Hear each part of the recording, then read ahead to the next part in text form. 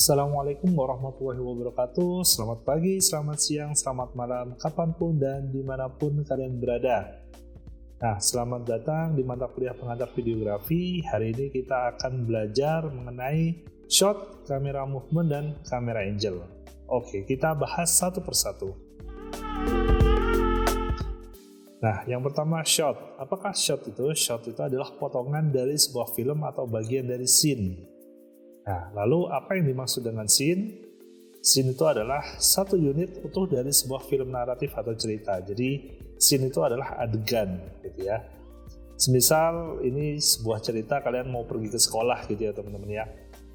Semisal scene pertamanya atau adegan pertamanya adalah ketika kalian shot dari bangun tidur, gitu ya. Itu adalah scene pertama. Scene kedua, kalian pergi untuk bersiap-siap ke kamar mandi untuk mandi. Nah, itu scene yang kedua.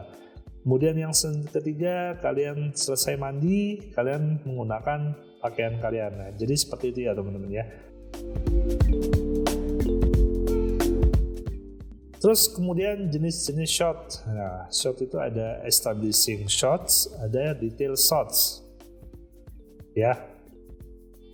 Nah, apakah establishing shots itu? Jadi shot yang digunakan untuk menggambarkan tempat atau lokasi umum di mana kejadian itu berada, gitu ya. Nah, yang bisa digambarkan sebagai establishing shot itu apa aja, gitu ya. Jadi ada gedung atau rumah, gitu ya teman-teman ya. Nah, terus ada jalanan atau pusat keramaian dan lain-lain. Jadi itu ya establishing shot. Terus kemudian jenis-jenisnya. Untuk establishing shot sendiri itu ada long shot, ada very long shot, dan ada extreme long shot, gitu ya. Jadi memang pengambilannya memang jauh-jauh ya teman-teman ya, karena ya kita menangkap sebuah layaknya gedung atau rumah atau jalanan itu menggambarkan ini loh kondisi situasi. Jadi kelihatan secara luas gitu ya teman-teman ya.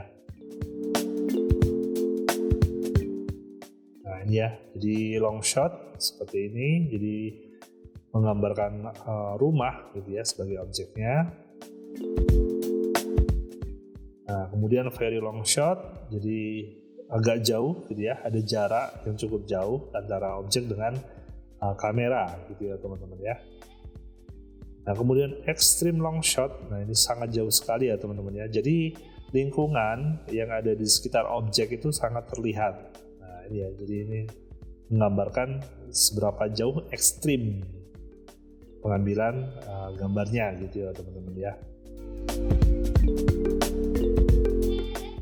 Kemudian ada detail shot. Nah, ini ada full shot, ada near shot, medium close up, big close up, dan extreme close up. Nah, ini ya teman-teman ya.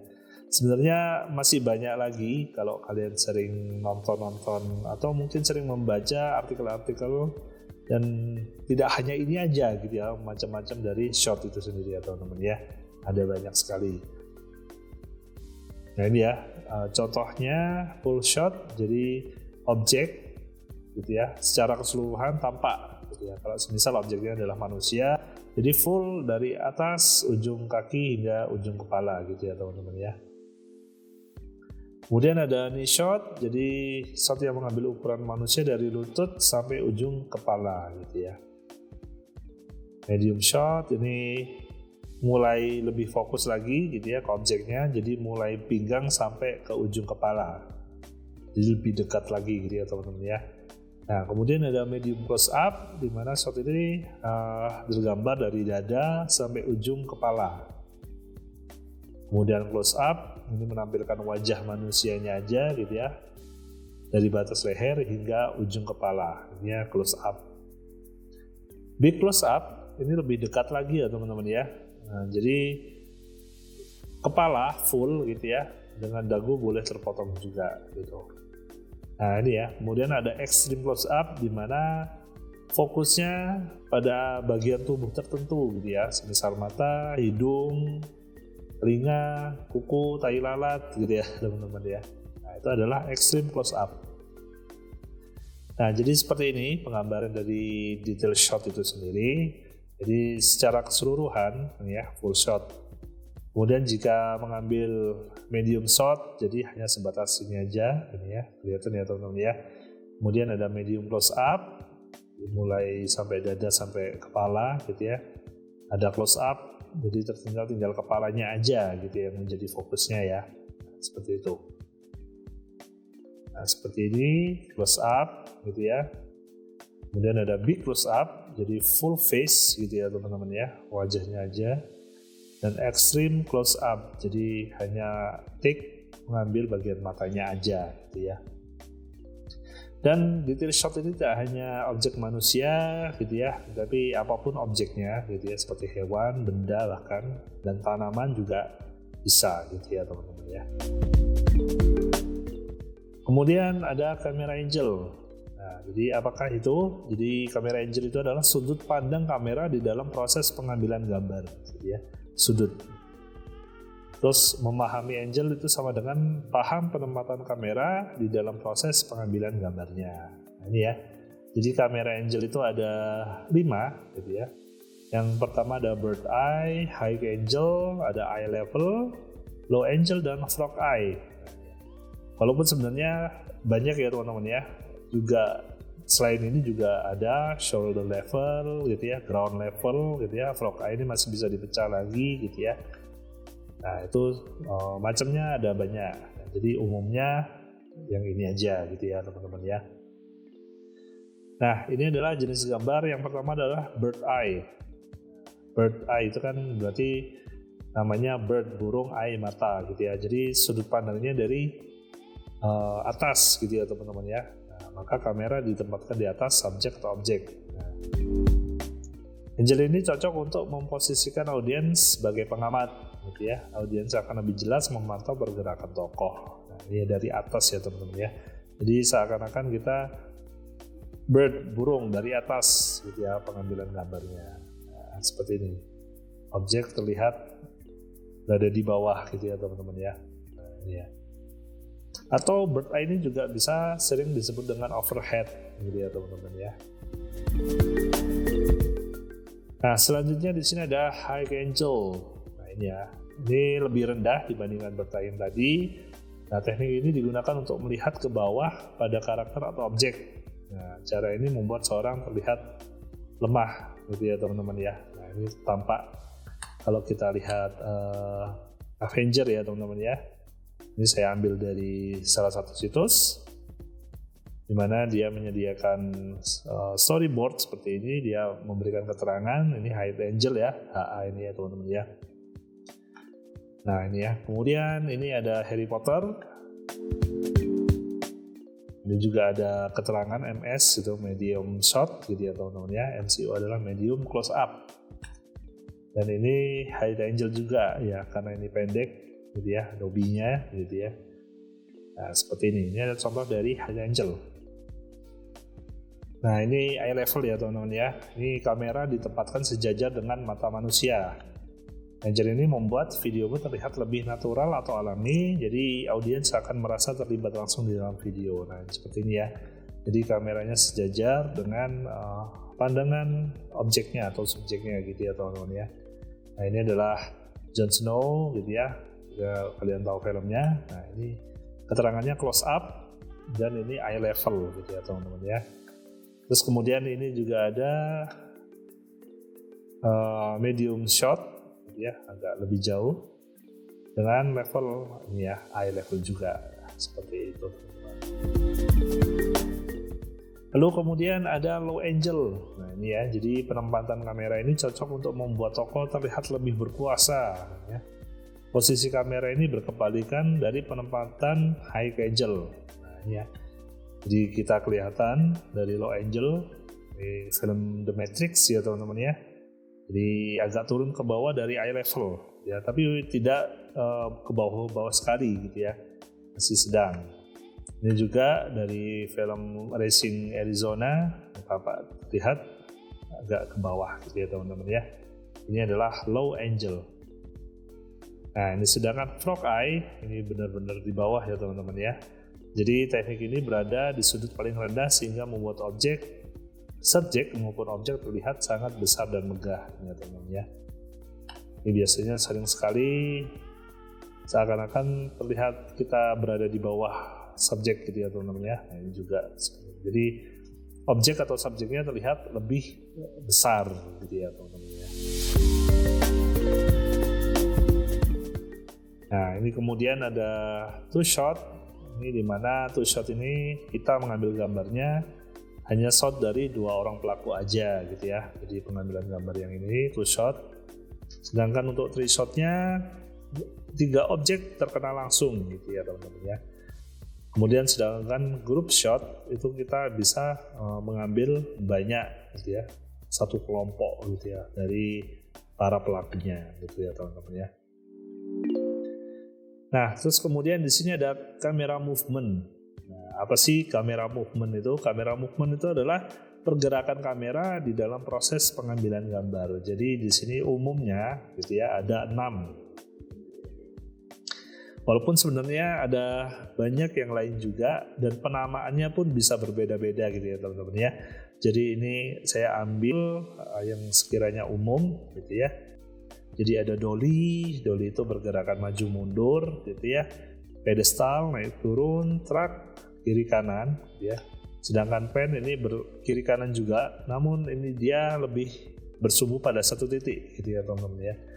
Tilting juga sama, tilting ini bertumpu pada satu titik juga, naik turun gitu ya.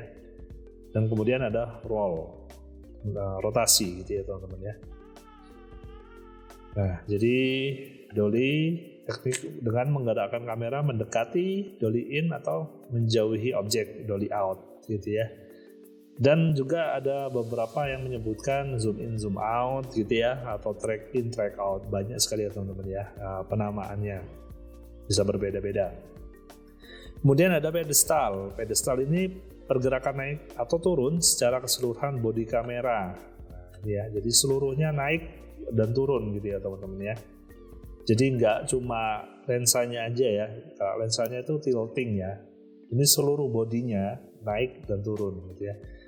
Nah ini pedestal up itu yang digunakan untuk gerakan kamera yang dinaikkan, sedangkan pedestal down gerakan kamera yang diturunkan. Kemudian ada panning ya teman-teman ya. Nah gerakan kamera menoleh ke kiri dan ke kanan. Nah pergerakan kamera ini bertumpu di satu sumbu sehingga arah kameranya saja yang bergerak. Bodinya tetap diam pada titik sumbunya ini ya, seperti diletakkan pada tripod. Nah, panning ini umumnya digunakan untuk mengungkapkan pemandangan yang lebih besar seperti kondisi ruangan, suasana kota, kerumunan, atau mengungkapkan sesuatu di luar layar. Ya. Jadi seperti kita toleh kiri dan kanan ini adalah gerakan panning ya teman-teman ya. Nah seperti itu. Kemudian selanjutnya ada tilting gitu ya. Tilt ini adalah gerakan kamera secara vertikal yang terdiri dari mendongak dari bawah ke atas atau tilt up, atau dari atas ke bawah tilt down. Nah, ini ya. Teknik ini cocok digunakan untuk melihat secara vertikal kondisi scene atau lokasi yang tinggi dan tidak terlihat apabila hanya dalam still shot aja gitu ya teman-teman ya. Jadi tilt ini kalau kepala kita ini angguk dan menengadah gini ya teman-teman ya. Nah ini adalah gerakan tilting, jadi tetap di satu sumbu gitu ya. Kemudian ada track, nah ini ya ada yang menyebutkan juga track gitu ya. Jadi track ini pergerakan ke kanan atau ke kiri secara keseluruhan bodi kamera gitu ya. Track merupakan istilah yang digunakan untuk gerakan bodi kamera ke arah kanan, sedangkan left track untuk ke kiri gitu ya. Atau juga ada yang menyebutkan crab gitu ya, kepiting gitu ya teman-teman ya. Nah, itu jadi bisa berbeda-beda, tapi intinya sama. Kemudian ada roll, jadi roll ini gerakan kamera memutar mengitari objek atau subjek dari kiri ke kanan atau sebaliknya. Jadi seperti kamu ingin memutar globe itu ya, diputar gitu ya teman-teman ya. Seperti itu adalah roll. Jadi kalau diulangi gambarnya seperti ini ya teman-teman ya. Jadi dolly itu seluruh tubuh kamera itu, bodi kamera itu semua gerak maju dan mundur gitu ya. Pedestal juga sama, seluruh bagian kamera, seluruh bodi kamera itu naik turun semua gitu ya. Truk juga sama, kiri ke kanan atau crab gitu ya istilahnya. Nah, sedangkan yang bawah-bawah ini tertumpu pada satu sumbu gitu ya teman-teman ya. Jadi pan ke kiri ke kanan, di mana kamera ini tetap bodinya tetap tertahan di satu sumbu gitu ya. Kemudian tilting juga sama, tetap di satu sumbu, sedangkan gerakannya naik turun. Sedangkan roll gerakannya berputar gitu ya teman-teman ya. Nah, setelah mengetahui teknik-teknik tadi pengambilan gambar, ada beberapa elemen yang juga kalian harus pelajari gitu ya teman-teman ya, yaitu komposisi. Nah ini ya, jadi komposisi itu tindakan menata, merangkai atau mengatur elemen yang ada di dalam gambar agar tampak lebih baik, agar enak untuk dilihat gitu ya teman-teman ya. Nah di sini ada keseimbangan dan ada framing, teman-teman, framing. Nah ini adalah salah satu contoh dari framing ya teman-teman ya. Ada yang tidak baik dan ada yang benar gitu ya. Nah ini adalah pengambilan gambar group shot secara umum, jadi di mana orang terlihat seluruh wajahnya gitu ya, karena terpotong seperti ini ya teman-teman ya. Ini adalah contoh yang tidak baik. Jadi kalau bisa sedikit menjauh gitu ya, atau mungkin zoom out jika masih bisa gitu ya. Jadi semuanya tampak seperti ini gitu ya teman-teman, tidak ada yang terpotong. Nah, ini adalah framing yang betul gitu ya. Nah seperti ini juga ya teman-teman ya, tampak terlihat terpotong seperti ini. Nah ini adalah bagian-bagian yang tidak kurang baik gitu ya teman-teman ya. Nah hindarilah shot di mana orang yang bisa terlihat wajah seluruhnya menjadi terpotong secara vertikal oleh ujung-ujung frame ini ya teman-teman ya. Jadi yang baik adalah seperti ini. Semisal kita udah mentok, nggak bisa mundur atau nggak bisa zoom out, mungkin kita bisa melakukan penataan yang tepat gitu ya teman-teman ya. Sehingga komposisi yang ada di dalam frame ini menjadi lebih tertata dan lebih enak untuk dilihat gitu ya. Nah ini juga ya ada ilustrasi. Jangan ambil begini ya. Jadi tampak objek yang di belakang anak kecil ini tertutup oleh ibunya yang berwarna biru ini ya teman-teman ya. Nah ini lebih baik seperti ini karena tampak objeknya gitu ya. Namun masih ada yang lebih baik, yaitu C ini ya teman-teman ya. Nah jadi dalam pengambilan group shot B dan C itu lebih baik daripada A ya. B dan C itu lebih baik daripada A. Shot B itu lebih baik, namun shot C itu lebih baik lagi gitu ya teman-teman ya. Tampak objeknya tampak lebih jelas semua gitu ya, tidak ada yang tertutup. Nah kemudian ada shot 1, 2, 3, dan 4. Nah ini ya, jadi shot 1 ini yang bagus ya teman-teman ya. Kemudian shot 2 ini kurang bagus gitu ya, karena shot 2 ini sutradaranya menutupi kameramennya gitu ya, jadi kameramennya tidak tampak jelas. Kemudian shot 3 ini terlalu jauh, ada jarak kosong, space kosong, ruang kosong di tengah sini ya teman-teman ya. Kemudian yang keempat juga nggak baik ya, kurang bagus ya teman-teman ya, ini terlalu ke kiri gitu ya teman-teman ya, dan menutupi wajah dari kameramen. Jadi yang bagus, yang seimbang adalah yang nomor 1 gitu ya. Nah kemudian seperti ini juga gitu ya, pengambilan gambar biasanya untuk interview gitu ya, wawancara atau pengambilan objek yang sedang berbicara atau sedang melakukan aksi. Kalian usahakan ada headroomnya ya teman-teman ya. Nah ini perlu ya, jadi jangan terlalu mepet juga sama frame bagian atas. Kemudian looking room. Nah looking room ini juga perlu adanya looking room seperti ini. Nah, kalau mungkin kalian belajar tentang rule of third gitu ya teman-teman ya, mungkin bagian objek ini ada di garis sepertiga garis yang sebelah kanan gitu ya teman-teman ya. Kemudian ada walking room juga, jadi misal kita mengambil gambar yang sedang berjalan gitu ya, jadi kita ambilnya di bagian kanan terlebih dahulu gitu ya. Jadi objek itu nanti akan bergerak ke arah kiri seperti ini. Nah ini adalah ABC, ini adalah komposisi gitu ya, komposisi headroom, looking room, dan walking room yang serasi dalam close shot gitu ya. Jadi hindarkan memberi headroom yang terlalu kecil gitu ya, terlalu mepet atau mungkin terlalu besar gitu ya. Nah ini ya contohnya ya, ini terlalu besar sehingga kepalanya sampai terpotong seperti ini juga nggak baik ya teman-teman ya. Jadi ingatlah, kepala dari subjek jangan pernah sampai menyentuh batas frame bagian atas ya. Demikian juga bagian dagu, jangan pernah sampai menyentuh batas frame bagian bawah. Kecuali shotnya sangat close gitu ya, big close up ya, maka potong sekalian ujung kepala dan ujung dagu. Nah seperti ini contohnya teman-teman ya. Jadi ini headroomnya terlalu tinggi, terlalu besar gitu ya, kemudian dagunya terpotong ya, jadi tidak baik. Kemudian ini juga kurang baik karena kepalanya terpotong, jadi nggak ada headroomnya gitu ya. Nah ini cukup, headroomnya bagus gitu ya. Nah ini adalah pengambilan yang tepat.